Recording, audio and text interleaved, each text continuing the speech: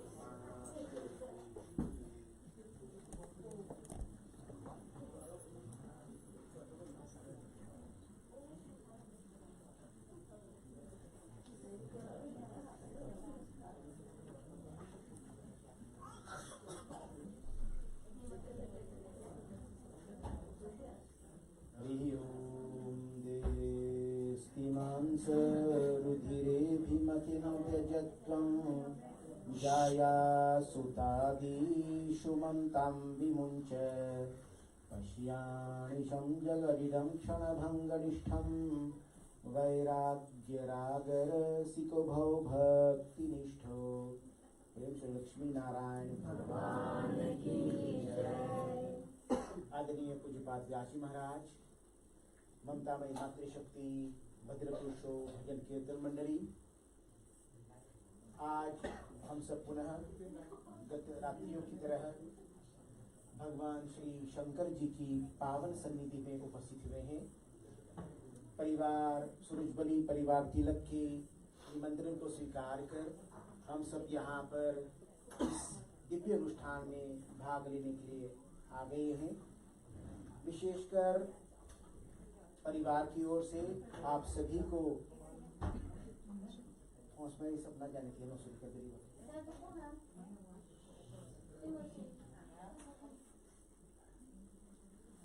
लक्ष्मी नारायण भगवान की जय। आदरणीय सज्जनवृंद, परिवार की निमंत्रण को स्वीकार कर हम आ गए हैं। परिवार की ओर से आप सभी को हार्दिक स्वागत, हार्दिक धन्यवाद। विशेषकर इस यज्ञ की सप्तम दिवस आज जो है, तो विशेषकर आज श्रीमती दीपक सुरेश की जन्मगाठ भी है और मध्याह्न काल से ही जब हम मंदिर में आए तभी लोग बधाइयाँ, पुष्प इत्यादि सब दे रहे थे, सब बधाइयाँ दे रहे थे। विशेषकर आज भी उसी शुभ अवसर पर हम सब भी बधाइयाँ देंगे। इससे पहले चले हम अपने महाराज से पुनः आग्रह करें कि जैसे गत रात्रियों में हमें अमृत रसपान कराए हैं, आज पुनः उस भगवान की दिव्य गुणानुवाद जो श्रीमद् भागवत महापुराण में बताया गया है उस पर चर्चा करें। हम सब हाथ जोड़ेंगे। ओम नमस्तुते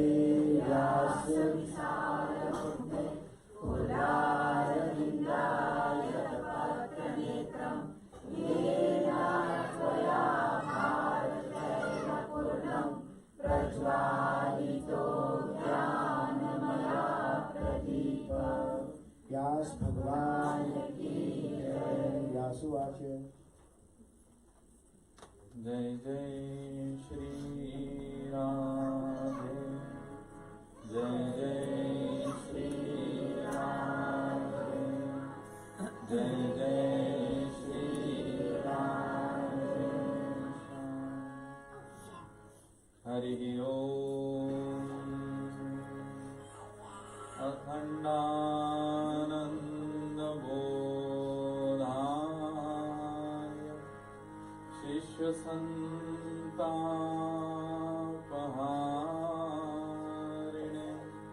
सच्चिदानंद रूपाय तस्मै श्री गुरवे नमः।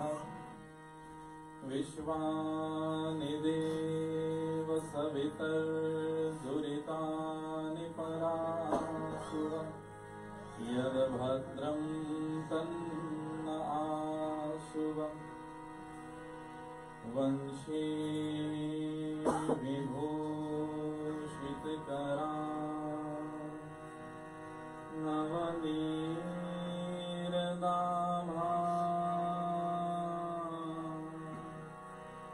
पीताम्बरा दरुणबिम्बफला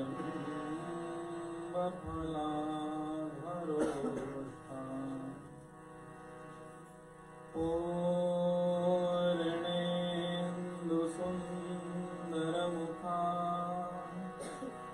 अरविन्दनेत्रा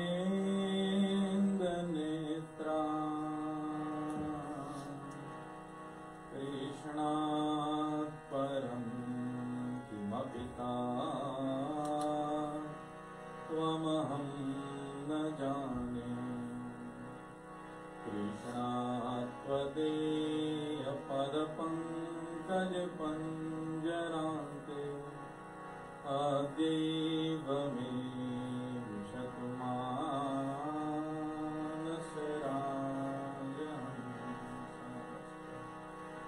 प्राणप्रयाणसमये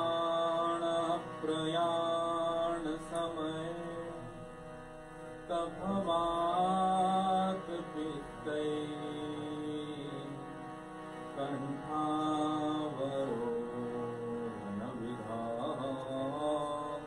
स्मरणं कुतस्ते। सच्चिदानन्दरूपाय विश्वोत्पत्त्यादिहेतवे तापत्रयविनाशाय श्रीकृष्णाय वयं नमः। यं प्रव्रजन्तमनुपेतमपेतकृत्यं द्वैपायनो विरहकातराजुहाव। पुत्रेति तन्मयतया सर्वोऽभिनेदुं तं सर्वभूतहृदयं जन्माद्यस्य यतोऽन्वयादितरितश्चार्थेष्वभिज्ञस्वराट् तेने ब्रह्महृदाय आदिकवये मुह्यन्ति यत्सूरयः तेजो वारिमृदां यथा विनिमयो यत्र त्रिसर्गो मृषा धाम्ना स्वेन सदा निरस्तकुहकं सत्यं परं धीमहि निगमकल्पतरोर्गलितं फलं शुकमुखादमृताद्रवसंयुतं पिबत भागवतं रसमालयं मुरवो रसिका भुवि भावुका अचतुर्वदनो ब्रह्मा द्विबाहोरपरो हरिः अभागलोचनः शम्भोर्भगवान् बादरायणः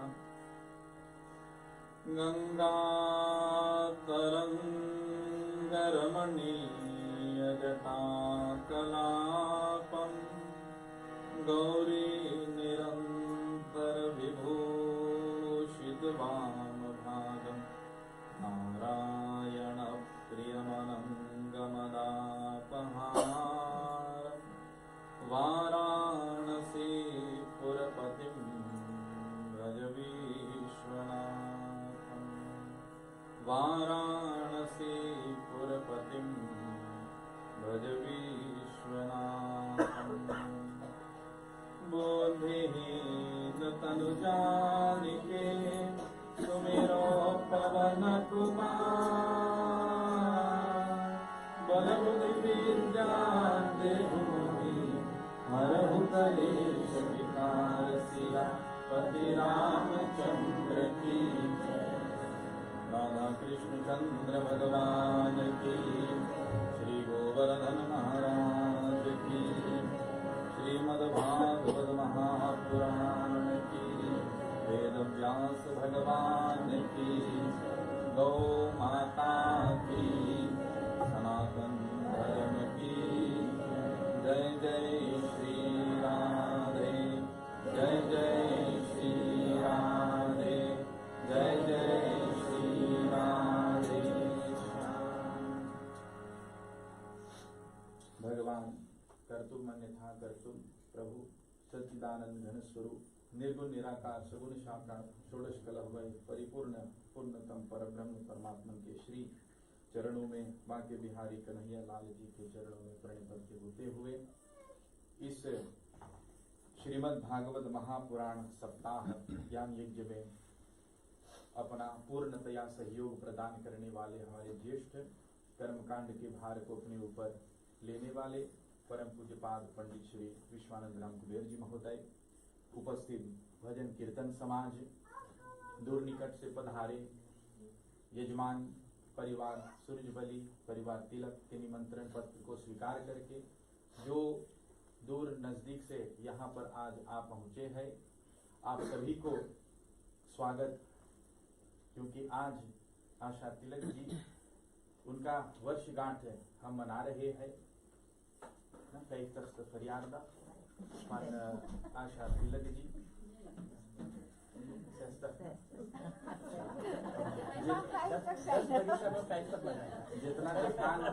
जितना देखा है वही हम बोल रहे अनुमान करके। तो 60वें उनके सालगिरह पर भगवान अनंत कोटि उस परम पिता परमेश्वर से बारंबार प्रार्थना है कि भरपूर आशीर्वाद उनको प्रदान करे, मंगलमय जीवन होवे और जो मन में यह संकल्प किया वह पूर्ण होने ही जा रहा है। कल पूर्णाहुति का दिन है और यहाँ पर इस यज्ञ की परिसमाप्ति हम करेंगे। उसके साथ ही साथ यहाँ पर 2 बजे कार्य हम प्रारंभ करेंगे पूजन का, फिर 4 से 5 व्यास रहेगा, 4 से 4:30 आधे घंटे का बस फलश्रुति और उसके बाद में हम पूर्णाहुति करेंगे। आरती के फिर उपरांत व्यास पूजा कल हम सब मिलकर के करेंगे। बहुत सारी बधाइयाँ यजमान को, यजमान के परिवार, यजमान के पति सभी को बहुत सारी बधाइयाँ। और इसी प्रकार जैसे आज दिन तक यहाँ श्री शिव मंदिर में आप अपना योगदान जिस प्रकार से देते आए हैं, भगवान इसी प्रकार आपके दीर्घमय, बहुत ही लंबी आयु और दुरुस्तमय, तंदुरुस्तमय आयु प्रदान करे। आपके घर परिवार, बाल बच्चे सभी सुखी रहे। जैसे यहाँ सब भाई बहन मिल करके इस प्रकार से साथ दे करके प्रेम पूर्वक ना इन हारमोनी सब कुछ कर रहे हैं, ऐसे ही भगवान आपके घर कुटुंब को बनाए रखे, यही उनसे मेरी सर्वदा प्रार्थना है। सज्जनों, कथा की ओर बढ़ेंगे। आज अंतिम रात्रि है, अर्थात भगवान श्री कृष्ण चंद्र जी के जो अंतिम लीलाएं हैं उनमें से कुछ आपके सामने रखूंगा। सबसे पहले हाथ जोड़ लेवे, एक दो बार भगवान नाम हम उच्चारण करें और तब फिर कथा की ओर बढ़ेंगे। मुकुंद माधव गोविंद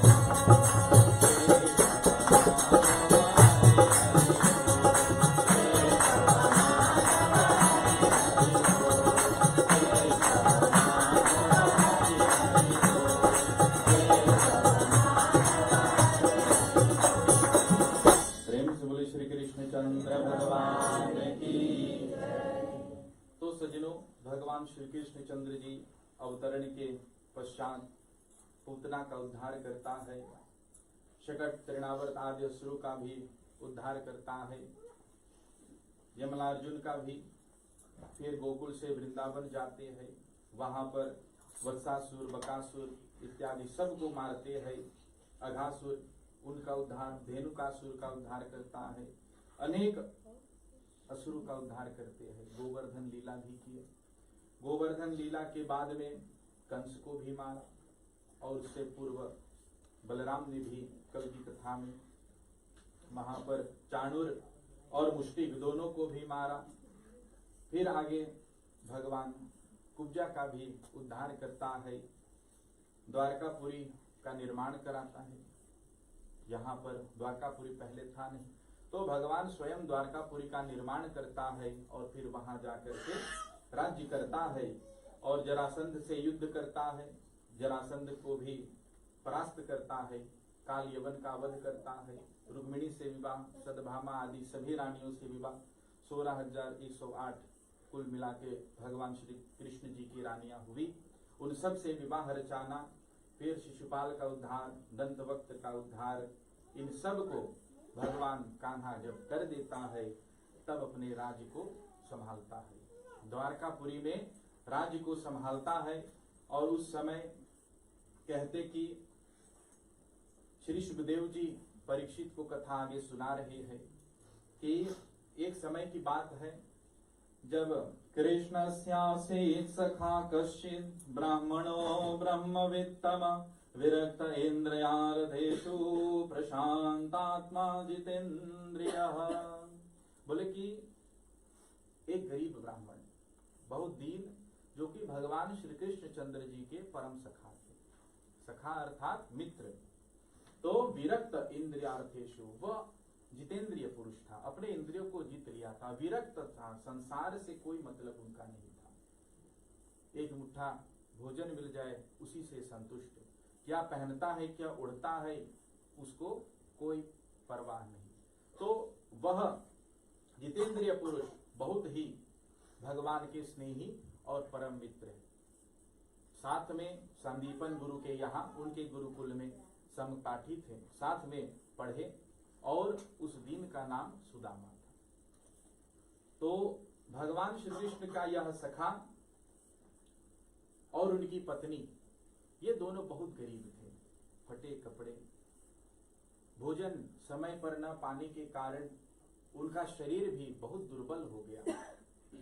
और फिर पत्नी उनसे कहती कि देखो, उनकी पत्नी का नाम सुशीला था, और सुशीला अपने पति से कहती कि हे प्रिय, आपका तो परम मित्र जो कि भगवान श्री कृष्ण चंद्र जी था, इस समय तो द्वारकाधीश है, द्वारकापुरी पर राज्य उनका है, और मैंने सुना कि वह बहुत उदार चरित है। आपके मित्र होने के कारण हो सकता है वो हमें अनेक अनेक धन संपत्ति दे दे, क्योंकि खाने के लिए हमारे पास तो रोटी भी नहीं, कुछ भी नहीं, इतना गरीब था। और ऐसे जब कहते हैं अपने पति से कि जाइए उनसे भेंट कर लीजिए, तो इसलिए लक्ष्मी को पता कि किस प्रकार से हम अपना धन का कहां पर खर्च करेंगे। पुरुष को दे दे तो वो उड़ा देगा, फिर फकीर बन के जिएगा, लेकिन लक्ष्मी को वह सामर्थ्य है कि किस प्रकार किसको दे, कितना दे। तो एक समय की बात है, एक महिला थी और उनके 3 पुत्र हुए। 3 वर्ष की शादी से प्रत्येक वर्ष में एक पुत्र उनके हुए। बहुत सुंदर उनका विवाह चल रहा था, लेकिन इनमें पता नहीं क्या खटपट हो गई कि अब दोनों तलाक करना चाहे। अब पति भी नहीं चाहते पत्नी को, पत्नी भी पति को नहीं चाहती। तो जज साहब के यहाँ गए और कहे कि ये इन कारणों से हम तलाक चाहते हैं, हम आगे अब जिया नहीं सकता अपने साथ में। तो विवाह विच्छेद के लिए वे कोर्ट में गए। अब जज साहब ने सब कुछ कर दिया, लेकिन अब प्रॉब्लम कहाँ आई, बुदल पर दिले पर। बोले आपके पास मकान 4, सब कुछ 4, लेकिन किनको कितना दे। तो पत्नी ने कहा इसका उपाय है मेरे पास, हम अगले साल आते हैं फिर, समझे। तो बोले अगले साल सब आएंगे, तब फिर बंटवारा अधिक हो जाएगा। 3 बच्चे थे, अब अगले साल 4 हो जाएंगे, और तब फिर बंटवारा सही हो जाएगा। तो पत्नी को पता कि किस प्रकार से बंटवारा करें, और वही अब पत्नी ने अपने पति से प्रश्न किया कि जाइए अपने परम सखा भगवान श्री कृष्ण चंद्र जी से मिल ले। और अब वे सोचे कि अच्छा एक बार कोशिश कर ले, यदि पत्नी ने भेजा तो सही ही होगा। और सुदामा जी वहां से चल पड़े, लेकिन जाते समय उन्होंने सोचा कि अब जब हम जाएंगे तो खाली हाथ कैसे जा सकते। तब अपनी पत्नी से कहा सुदामा कि सुनो सुशीला, घर में यदि कुछ है तो बना करके दे दो, हम अपने परम मित्र को इतने वर्षों बाद मिलने जा रहे, कुछ उनको भेंट करें। यहाँ वहां देखा, लेकिन घर में कोई अन्न नहीं था, कुछ भी नहीं था।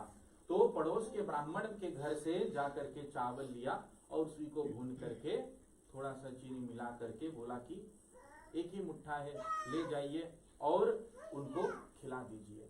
और तब सुदामा जी अपने फटे हुए वस्त्र में उस चावल को बांधता है, और चावल को बांध करके फिर आगे पथ की ओर जा रहे हैं, और मन में सोचता है कि क्या समय जब आए और भगवान हमें पहचानने से इनकार कर दिया तब क्या होगा। मैंने तो इतना सब कुछ कह दिया अपनी पत्नी से कि वे तो हमारे मित्र हैं, तो जिस आस से हम जा रहे कहीं निराशा ना हो जाए तब क्या होगा। तो ऐसे ही मन में विचार करते करते वे आगे बढ़ते हैं, और वहां पर जब पहुंचते तो उनके द्वारपाल उनको रोक देता है। और द्वारपाल जब रोकता है वो पूछता है कि आप बताइए कि कहाँ जाने का है। तो क्या कहते, अरे द्वारपालो कन्हैया से कह दो, अरे द्वारपालो कन्हैया से कह दो, इधर पे सुदामा गरीबा गया है, इधर पे सुदामा। अरे द्वारपालो कन्हैया से कह दो, इधर पे सुदामा गरीबा गया है, इधर पे सुदामा। भटकते न जाने कहाँ से, भटकते न जाने कहाँ से, तुम्हारे महल से करीब आ गया है, तुम्हारे महल से। अरे द्वारपालो कन्हैया से कह दो, इधर पे सुदामा गरीब आ गया है, इधर पे सुदामा।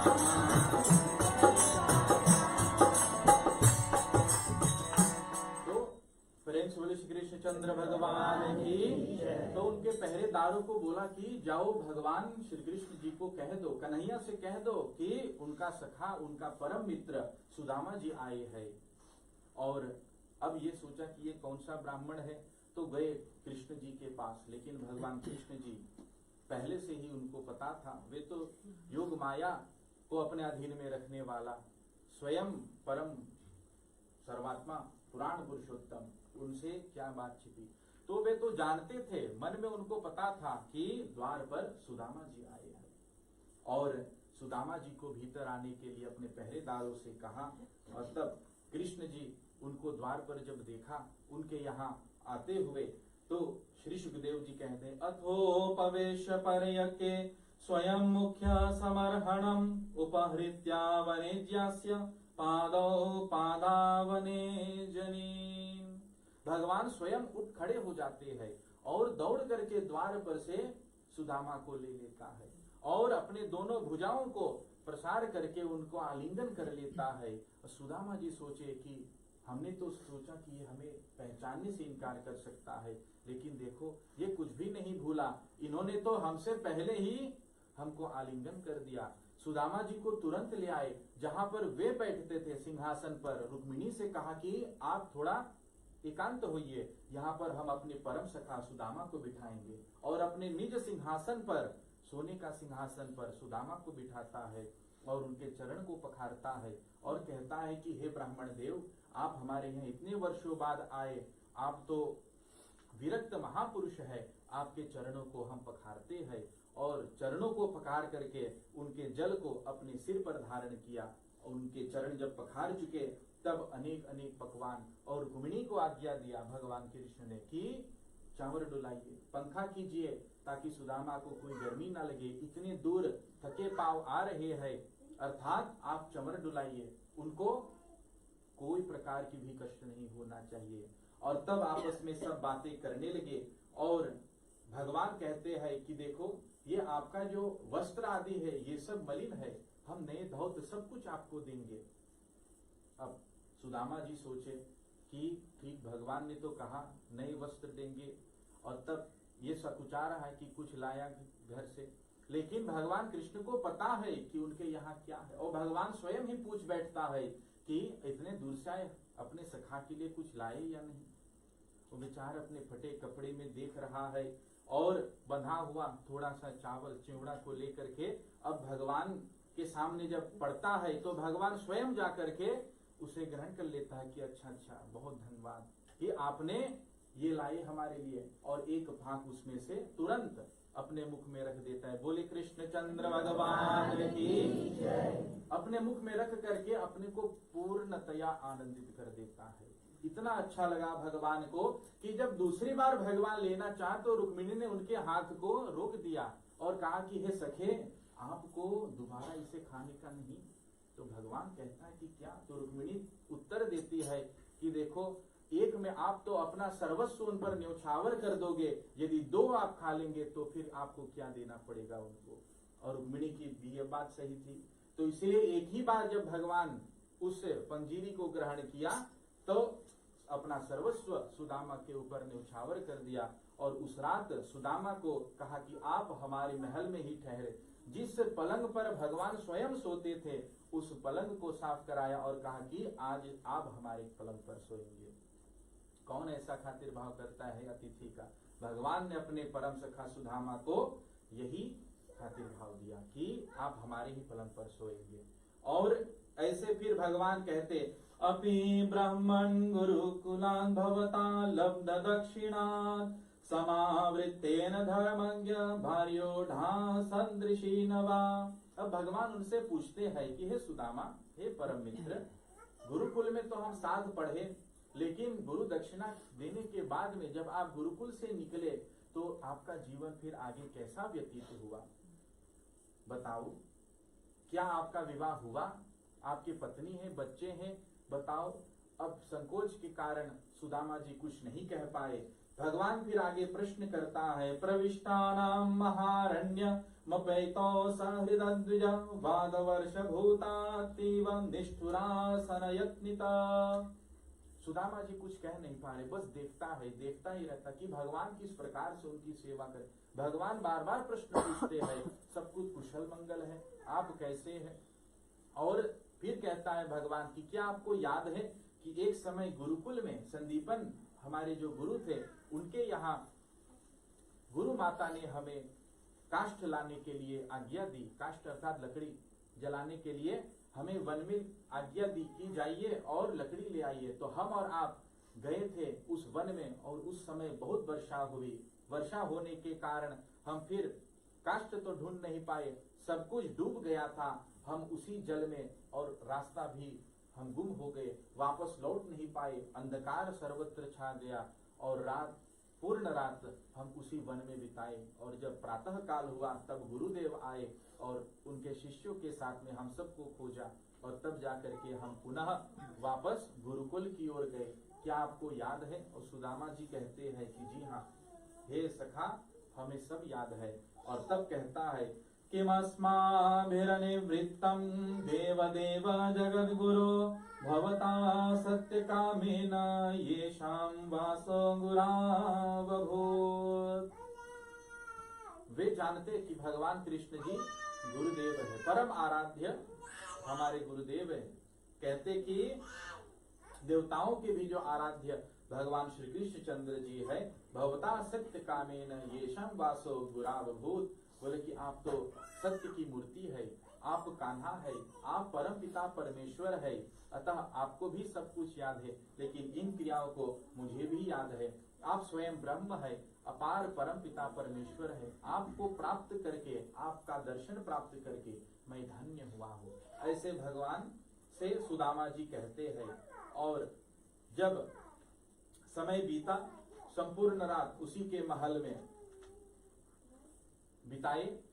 जब कल प्रातः हुआ तब सुदामा जी अब लौटने के लिए जब निकले तो सोचा कि भगवान तो कुछ दिया नहीं, लेकिन अपने भीतर में सुदामा ने रख लिया कि भले ही भगवान कुछ न दिया हो, जिस कारण हम आए न प्राप्त हो, कम से कम भगवान का दर्शन तो हमें मिल गया, हमारा जीवन सार्थक हो। इस जीवन तो क्या, हम तो जीवन मुक्त हो गए, इससे अधिक धन हमें क्या चाहिए कि हम भगवान का साक्षात दर्शन प्राप्त कर पाए।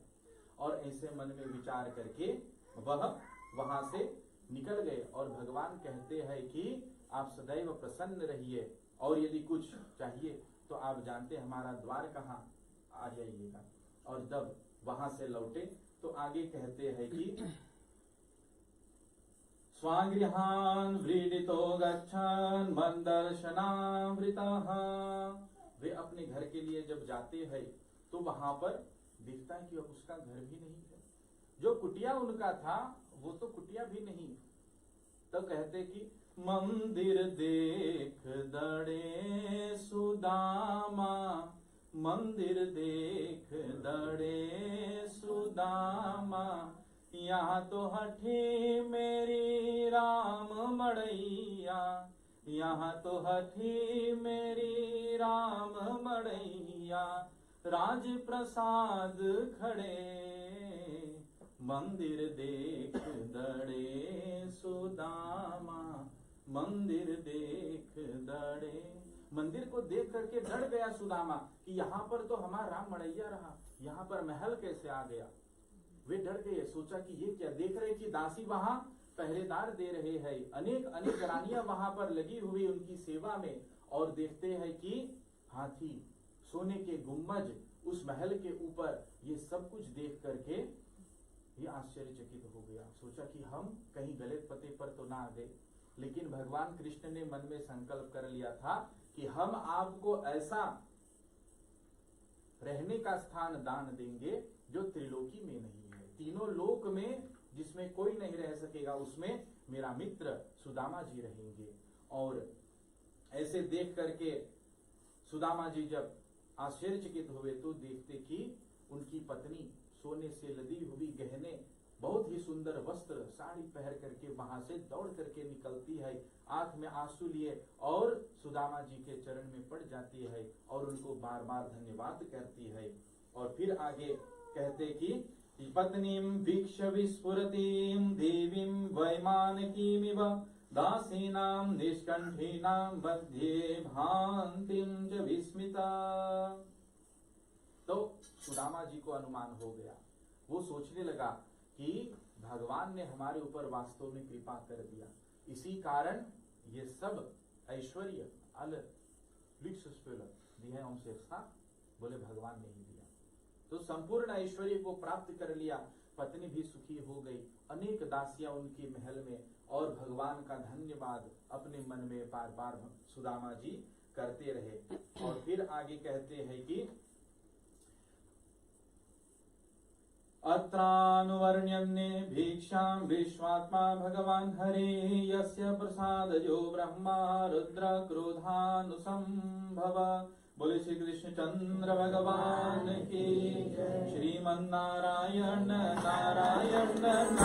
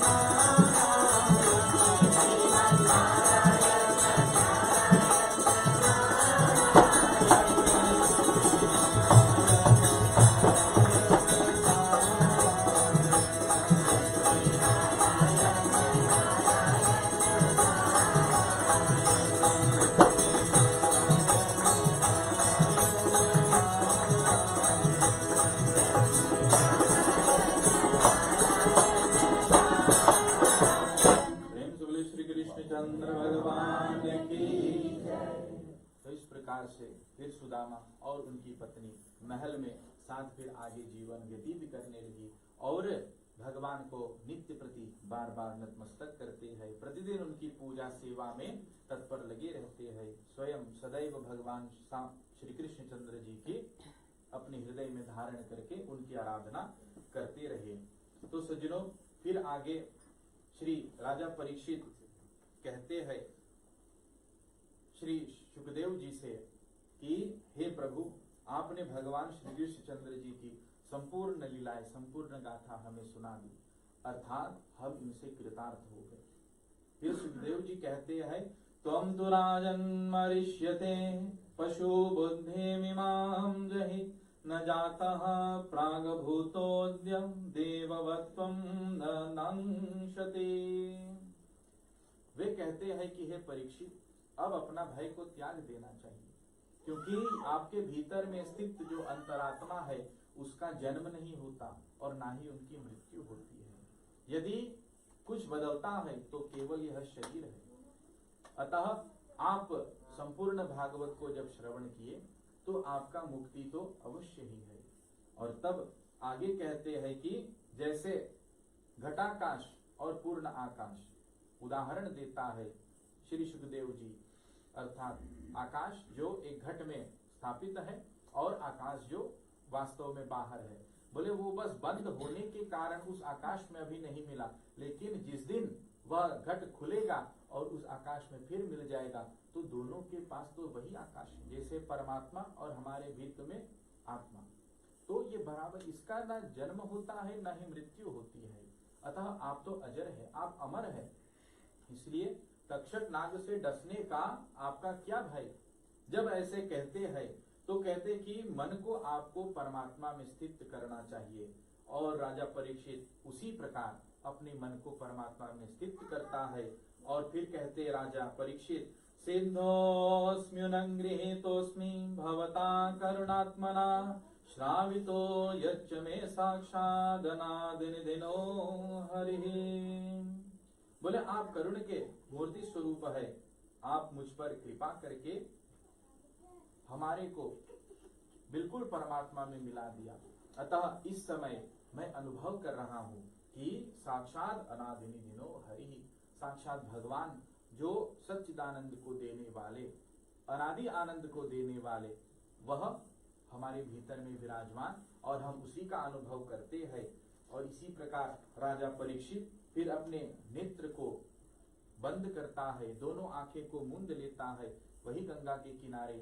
और अब वहां से श्री सुखदेव जी पयान करते हैं, बाकी जितने भी ऋषि थे वे सब वहां पर निकलेंगे। और राजा परीक्षित एकांत स्थान उसी नदी के घाट पर बैठे हुए ब्रह्म में स्थित हो गया और दोनों आंख को मूंद करके बस उस ब्रह्म का, परम तत्व का अनुभव करने लगा।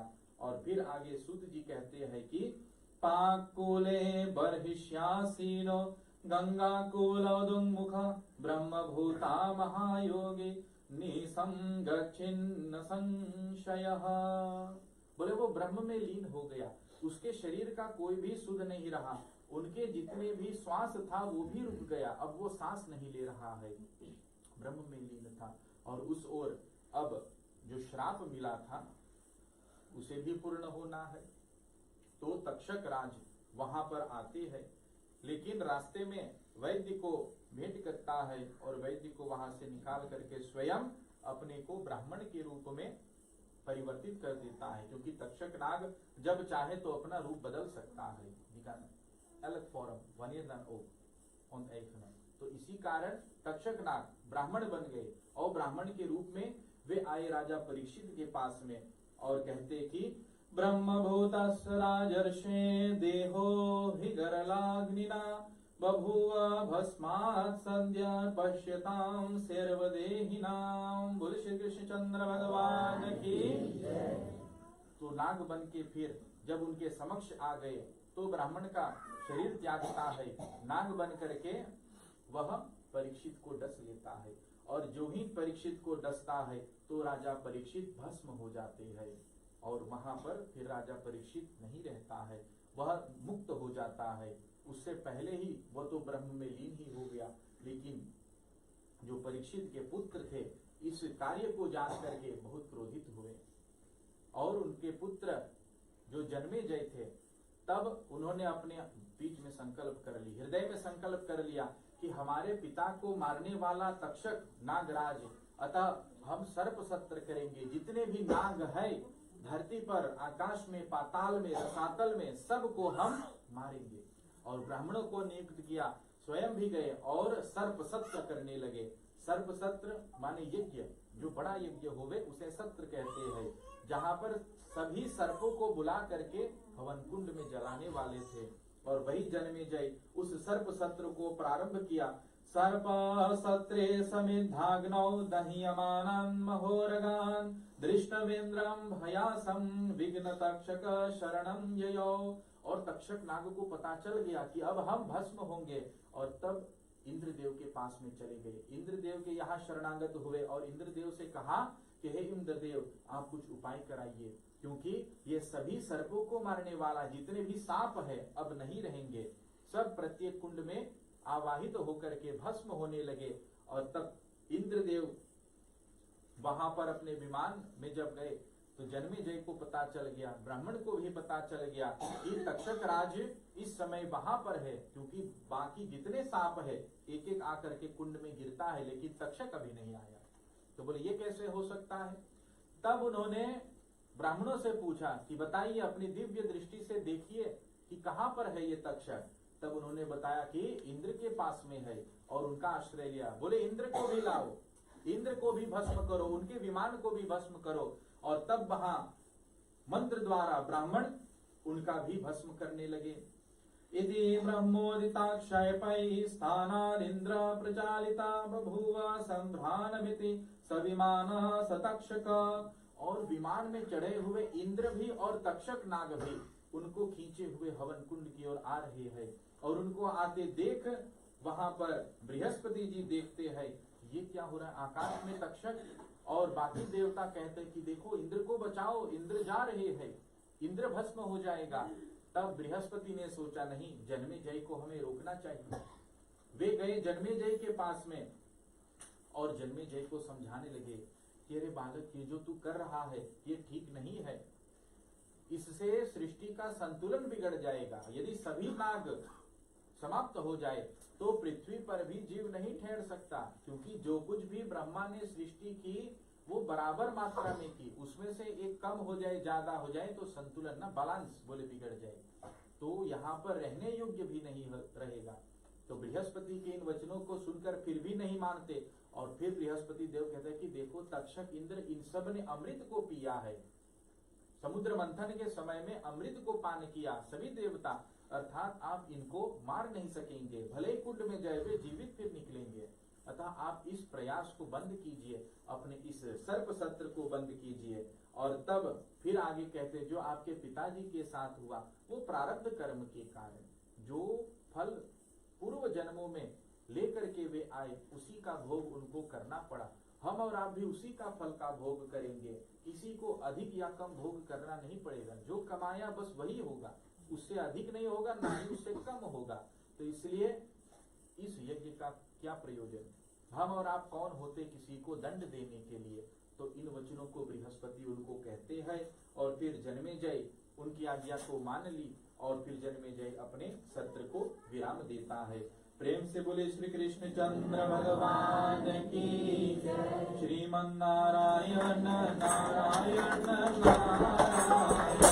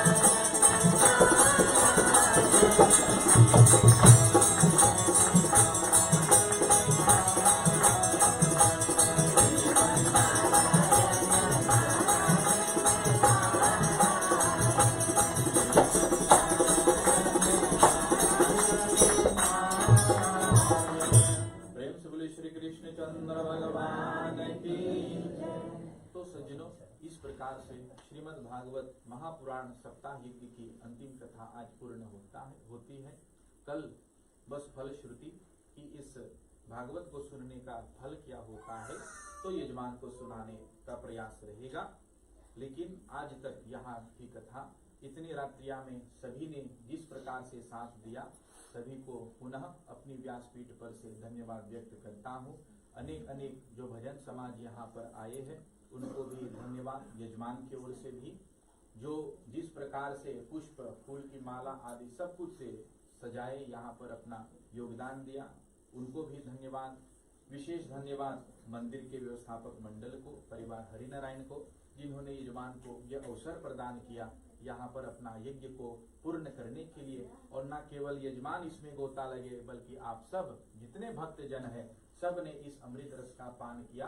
भगवान से बारंबार प्रार्थना है कि आप सभी के ऊपर, हमारे सब के ऊपर इसी प्रकार कृपा दृष्टि बरसाए रहे और यजमान को भी धन्यवाद जो इस प्रकार से सबको एकत्र करके इस यज्ञ को, इस सत्र को साकाम किया और अपने साथ में परिवार के सभी लोगों को लेकर के इस अमृतमय भागवत कथा को श्रवण किए।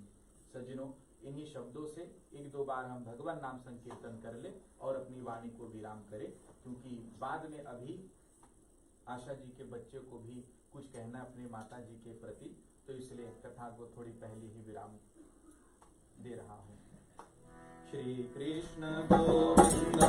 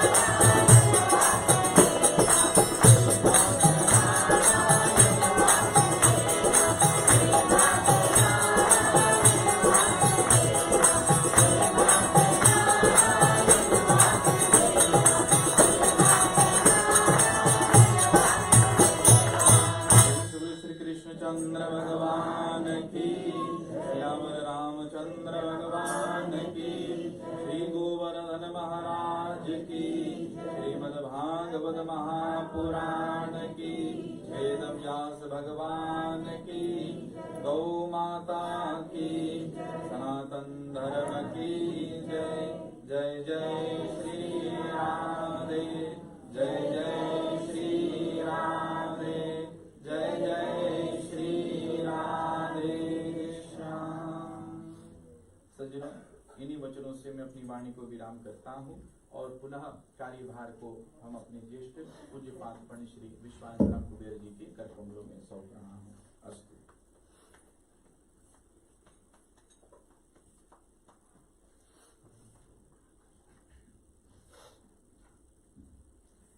नितं यदि नवनीतं नितं नितं च चिन्तेन यात पतापित भूमौ माधव माधव माधव। प्रेम श्री आनंद कंद भगवान की जय। आदरणीय पूज्यपाद श्री आशी महाराज, आदरणीय सज्जनवृंद, हम पुनः आज अपने पूज्य महाराज जी को हार्दिक धन्यवाद देते, आभार प्रकट करते हैं, जो इन रात्रियों में, 7 रात्रियों में हमें उस ज्ञान गंगा में स्नान कराए हैं और श्रीमद् भागवत महापुराण की गाथा, भगवान श्री कृष्णचंद्र जी की जो ग्रंथ अवतार है, भगवान की ग्रंथ रूपी अवतार में से जो दिव्य गाथा हमें सुनाए हैं, हमें कृतार्थ किए हैं, उसके लिए शब्द कम पड़ रहे हैं अपने महाराज जी को धन्यवाद देने के लिए, परंतु अपनी ओर से, परिवार की ओर से, सभी भक्तजनों की ओर से आपको हार्दिक धन्यवाद। परिवार को भी हम धन्यवाद देते हैं कि ऐसी अनुष्ठान कराकर कब हम शुरू किए गत सप्ताह और आज इस रात्रि में पता नहीं चला कैसे इस श्रृंखला यहाँ तक पहुँच गया। ऐसे अनुभव होता है कि अभी हम शुरुआत किए हैं कल और आज अंतिम रात्रि हम कर रहे हैं। ऐसी भगवान की कृपा, ऐसी भगवान की शक्ति, ऐसी भगवान की दया हम सभी पर आया। यजमान की और यजमान के परिवार के प्रति ऐसी भगवान की अनुग्रह बढ़ी कि ऐसे अनुष्ठान शुरुआत के और ऐसे धीरे धीरे यहाँ तक हम पहुँच गए हैं। आदरणीय संजयवृंद, कार्यक्रम को आगे बढ़ाने से पहले परिवार की जो फैमिली की जो संतानें हैं वो भी कुछ कहेंगे, तो आपसे खलेखन है तो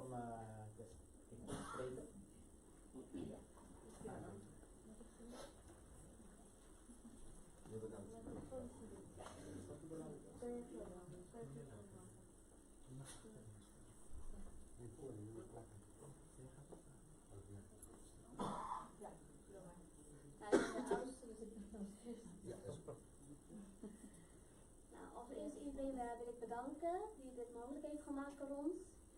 Voor mijn ouders, vooral voor mijn moeder ook. En ik heb toch een beetje opgeschreven, want anders kan ik zoveel vertellen en dan is het nog later. Dus lieve mama, vandaag vieren we uw verjaardag op een gezegende plek in de Schulmendier. Uw liefde, uw zorg, uw kracht, u bent ons voorbeeld, onze inspiratie. En wij zijn nu, waar we horen te zijn, dankzij jullie allebei. En daar zijn we heel blij om. En jullie geven ons allebei heel veel kracht. En ik denk dat mijn broertje nu ook wel wat wil zeggen. Lieve mama, u bent het anker in ons leven. Onze glimlach die nooit verdwijnt. U bent de liefde die altijd blijft.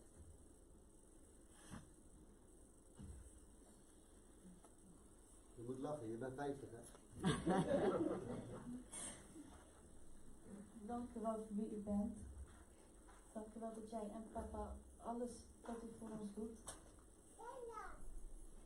Voor alle keren dat u ons heeft gesteund, ons heeft geholpen, dat u alles bent wat we nodig hebben. Van therapeut tot kok tot alles. Letterlijk mama en papa zijn Bhagavan. En als laatste voor de onmetelijke kracht die u ons iedere dag geeft. De kracht die ons iedere dag weer vooruit brengt. Die ons heeft gebracht naar deze jukje, naar deze manier voor de hele week. Waarbij we deze liefde met iedereen, met Bhagavan en voor u samen kunnen delen. We zijn u heel erg dankbaar. Ja.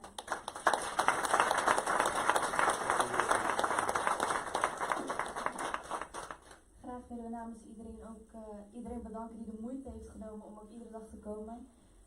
Voor de mensen die ook achter de schermen ons hebben geholpen. Van de verschillende bands, tot de bunny die er iedere dag is.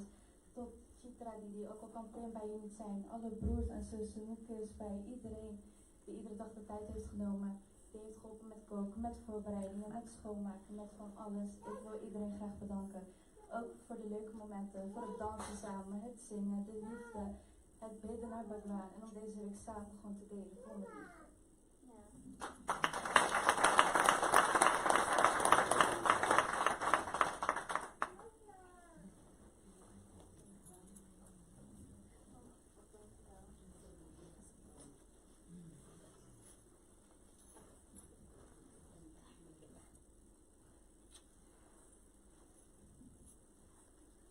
Gefeliciteerd hè? Dank u wel. 50 jaar hoor ik. Heel veel man. En waar is mijn schoonkinderen gebleven? Ik ben hier.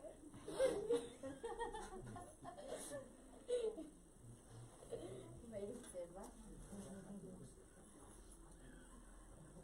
Ik heb ook nog van zo. Gefeliciteerd, hè?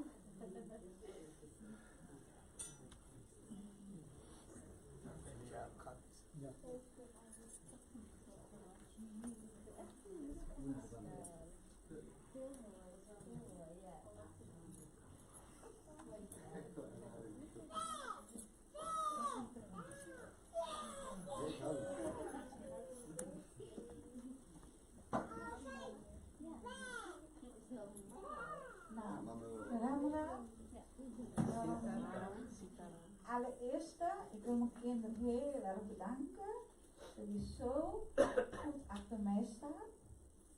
En zo goed geholpen. En die eenheid blijft het altijd om mijn kinderen. En dan wil ik mijn kinderen voorroepen.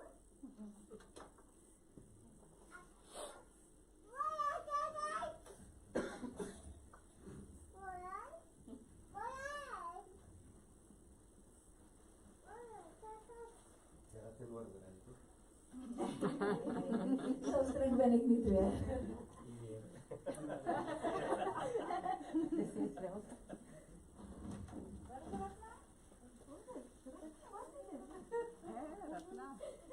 Minste gedaan. Jullie zoveel me geholpen hebben, altijd mij mooi gemaakt, op tijd zijn bij mij.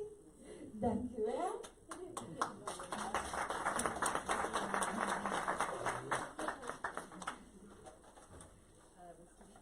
En dan wil ik Salina en Silas.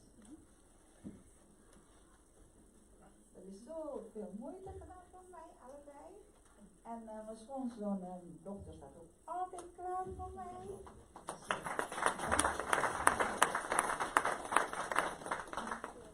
En dan wil ik mijn dochter en mijn aanstaande schoonzoon voorroepen. Ik wil jullie ook bedanken voor alle steun, hulp. Je staat altijd klaar. Mijn...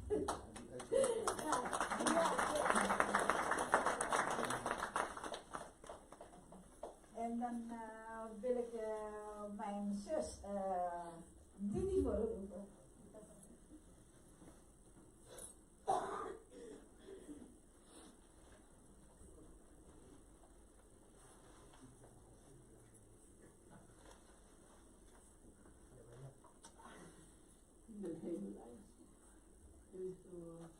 Mijn zus staat altijd klaar als mijn moeder. Als ik een passaat moet maken, bel ik altijd haar. Didi, ik heb je hulp nodig. Staat altijd klaar voor mij. Niet dat mijn andere zus of broer niet. Mijn broer staat altijd klaar. Maar mijn dit zus is altijd, of ze niet kan of niet, met de trein. Maar ze komt altijd voor mij passaat klaarmaken.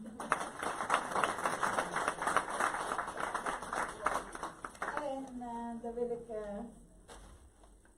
Lies die roepen voor.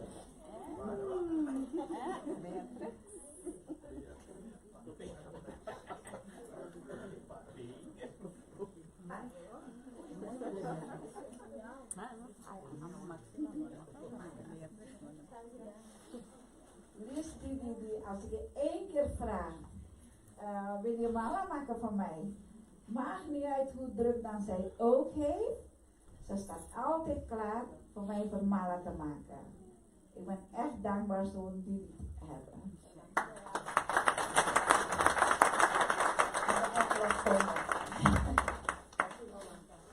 En dan wil ik een Chitra die voorroepen. Nou, die zag ik niet aan. En Mukesh Bhai en Akash Bhai.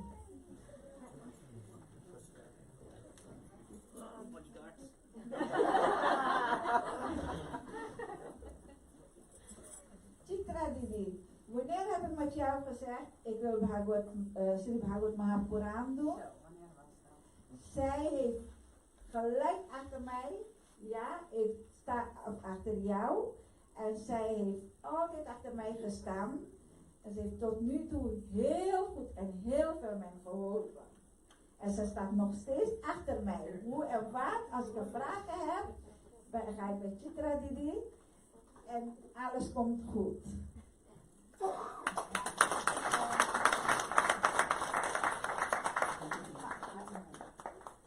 Akash Bhai heeft ook heel veel met me geholpen. Een klein cadeautje, ik kan niet zo. Dus. Altijd openmaken, helpen, dira maken, alles. Ik ben trots dat ik een zoon bij heb. Dankjewel. Allemaal dankjewel. Zo, ik krijg heel verkeerd. Tap naar Millie. De motor, hè? De motor achter mij.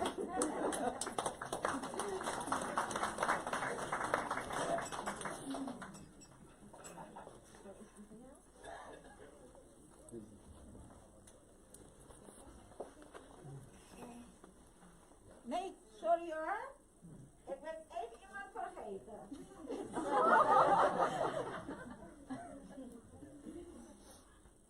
Ik ben niet aan die vergeten. Sorry. Kom voor. Ik wil ook steeds wachten hoor. Ik doe dit niet altijd. Met bhajans en kirtan alles. En de mooie liedjes van mij. Dankjewel, Nida Didi.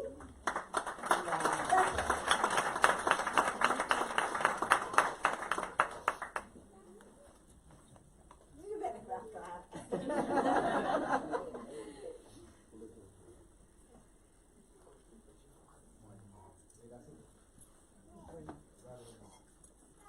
प्रेम से रामचंद्र भगवान की जय। आदरणीय संजीवनी, इस धन्यवाद और आभार की श्रृंखला में सभी को पुनः हम धन्यवाद देते हैं कि पूजा में, मंदिर की कीर्तन में जो भी कार्यभार, जो भी व्यक्ति यहाँ संभाले, सभी को बहुत बहुत धन्यवाद हम देते हैं मंदिर की ओर से, अपनी ओर से, परिवार की ओर से। और बस हम भगवान से प्रार्थना करते हैं कि यजमान सब परिवार जो इस दिव्य अनुष्ठान की योजना की थी, भगवान से हम सब मिलकर यही प्रार्थना करते हैं कि भगवान श्री शंकर पार्वती आपको, आपके परिवार को सदैव आपके घर में हर दिन दशहरा हो और हर रात दिवाली हो, यही भगवान से प्रार्थना करते हैं। प्रेम से रामचंद्र भगवान तो आदरणीय संजीवनी, प्रति रात्रि की तरह आज भी भगवान की मंत्र जाप और आरती करेंगे। तो आपसे हम आग्रह करते हैं कि आप अपनी स्थान से उठाइए।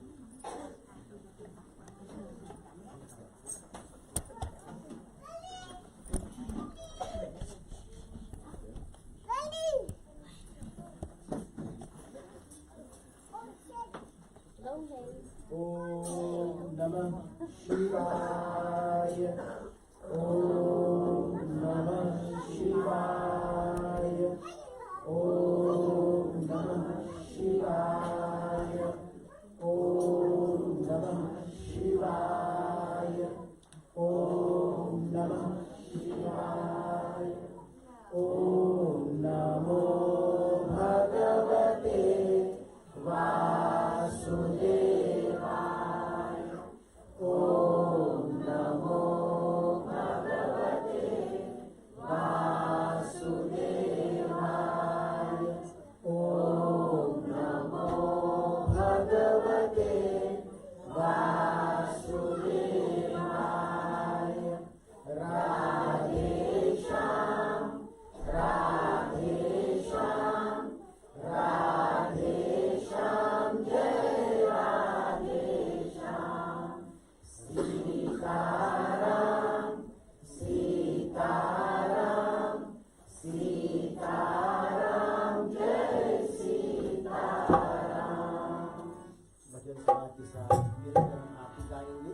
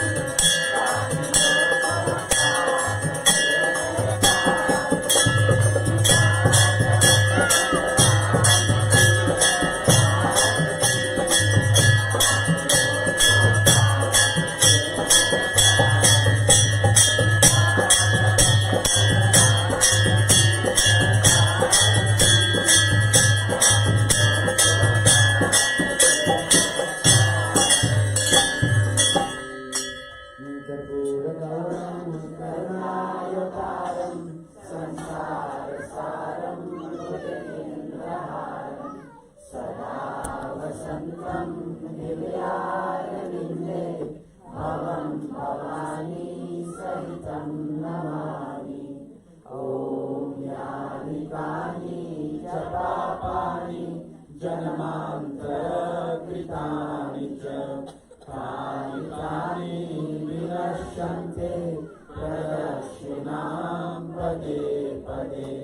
ॐ त्वमेव माता च पिता त्वमेव त्वमेव बन्धुश्च सखा त्वमेव त्वमेव विद्या द्रविणं त्वमेव त्वमेव सर्वं मम एव देव। ॐ शान्ताकारं भुजगशयनं पद्मनाभं सुरेशं विश्वाधारं गगनसदृशं मेघवर्णं शुभाङ्गं लक्ष्मीकान्तं कमलनयनं योगिभिर्ज्ञानगम्यं वन्दे विष्णुं भवभयहरं सर्वलोकैकनाथं। प्रेम से बोलिए लक्ष्मी नारायण भगवान की जय। उमापति महादेव की जय। अयोध्या राम लखन की जय। पवन सुत हनुमान की जय। राधेवर कृष्ण चंद्र की जय। अद्याशक्ति दुर्गा माता की जय। सरस्वती माता की जय। भूमि माता की जय। गंगा माता की जय। श्री गणेश भगवान की जय। सकल मंडली की जय। श्री सनातन धर्म की जय। जय जय।